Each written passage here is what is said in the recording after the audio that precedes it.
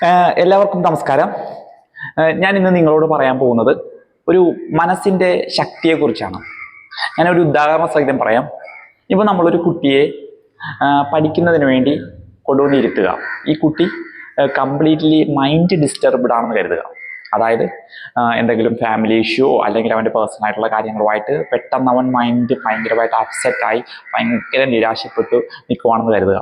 ഈ സമയത്ത് ഈ കുട്ടിക്ക് എന്തൊക്കെ തരത്തിലുള്ള നല്ല ഒരുപാട് ബുക്കുകൾ, ഒരുപാട് നല്ല റൂംസ്, മറ്റ് ഏറ്റവും ടോപ്പായിട്ടുള്ള അധ്യാപകർ, ആരൊക്കെ എന്തൊക്കെ ഇൻഫർമേഷൻ കൊടുത്തു കഴിഞ്ഞാലും ഈ കുട്ടിയുടെ തലയിലോട്ട് അത് കയറത്തില്ല. കാരണം മൈൻഡ് ഡിസ്റ്റർബ്ഡ് ആവുമ്പോൾ അത് ആ ഇൻഫർമേഷൻ റിസീവ് ചെയ്യുന്നത് മനസ്സിലൂടെയാണ്.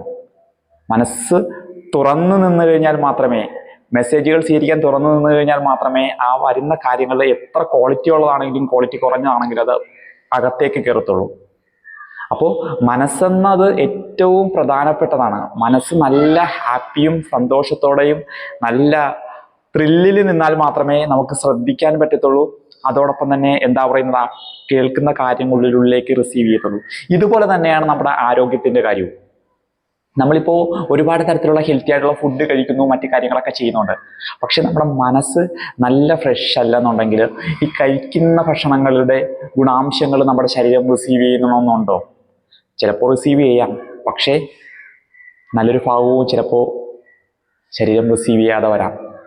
ഇപ്പം നമ്മുടെ മൈൻഡ് ഡിസ്റ്റർബ്ഡ് ആയി നിൽക്കുന്ന സമയത്ത് നമ്മുടെ ബോഡി അസിഡിറ്റിക് ആവും. അങ്ങനെ പല കാരണങ്ങൾ റീസൺ ആകുമ്പോൾ നമ്മൾ ഈ കഴിക്കുന്ന കാര്യങ്ങളൊന്നും റിസീവ് ചെയ്യണമെന്നില്ല. അതുപോലെ തന്നെയാണ് നമ്മളിപ്പോൾ എന്താ പറയുന്നത്, വൈറ്റമിൻ ഡിക്ക് വേണ്ടി സൺബാത്ത് ചെയ്യുന്നു, അങ്ങനെയുള്ള എന്തെങ്കിലും കാര്യങ്ങൾ ചെയ്യുന്നു വിചാരിക്കാം.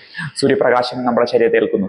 പക്ഷെ അപ്പോഴും നമ്മുടെ മനസ്സ് ഡിസ്റ്റർബ്ഡ് ആണെന്നുണ്ടെങ്കിൽ ഈ പറഞ്ഞതുപോലെ എന്താ പറയുന്നത്, ഈ പറയുന്ന ആ ഒരു കിരണങ്ങൾ നമ്മുടെ ഉള്ളിലേക്ക് റിസീവ് ചെയ്യണമെന്നില്ല.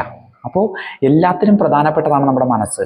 മനസ്സിനെ ഹാപ്പിയാക്കി എടുക്കുക എന്നുള്ളത് ഏറ്റവും പ്രധാനപ്പെട്ടതാണ്. അപ്പോൾ മനസ്സിന് പ്രാധാന്യം കൊടുക്കണം. നമ്മുടെ മനസ്സിന് ഹാപ്പിനെസ്സിലേക്ക് എത്തുന്നതും മനസ്സ് നല്ല ഊർജ്ജസ്വലമായിട്ട് നിൽക്കുന്നതുമായിട്ടുള്ള കാര്യങ്ങളൊക്കെ വന്നിട്ട് മനസ്സിന് പ്രാധാന്യം കൊടുത്തു കഴിഞ്ഞാൽ മറ്റുള്ള എല്ലാ കാര്യങ്ങളും നമ്മുടെ ഉള്ളിലേക്ക് റിസീവ് ചെയ്യും. നമ്മൾ ഒരു സക്സസ്ഫുള്ളായി മാറും. അപ്പോൾ പതുക്കെ മനസ്സിനെ അങ്ങനെ മെരുക്കിയെടുക്കാൻ അത്രയ്ക്ക് ഈസി അല്ല, പറയുന്നത് പോലെയല്ല പ്രവർത്തിക്കുന്നത്. അപ്പോൾ അതുകൊണ്ട് പതുക്കെ പതുക്കെ പതുക്കെ പതുക്കെ പതുക്കെ എത്ര നാളെടുത്തിട്ടാണെങ്കിലും ആ മനസ്സിനെ